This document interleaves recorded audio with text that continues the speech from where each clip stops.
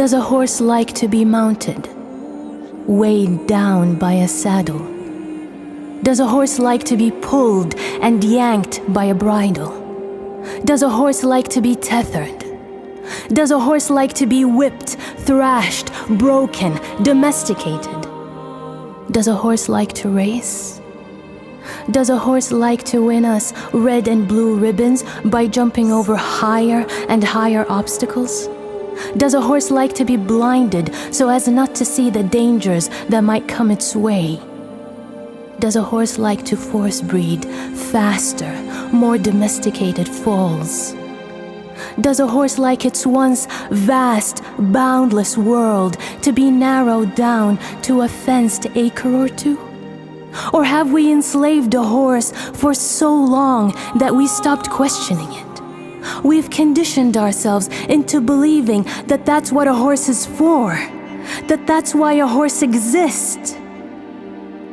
Like a horse, before a man took possession of you, you loved your freedom.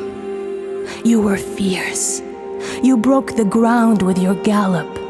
Before you believed in men's lies about religion and sin and modesty, at the sight of his whip, you protested, you neighed, you shook your flowing mane proudly.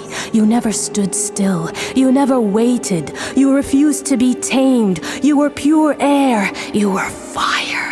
You leapt like a locust. You stroked terror with your snorting. You rejoiced in your strength, afraid of nothing. You laughed at fear, frenzied and excited. You charged into boundless grassy plains. You soared like a hawk.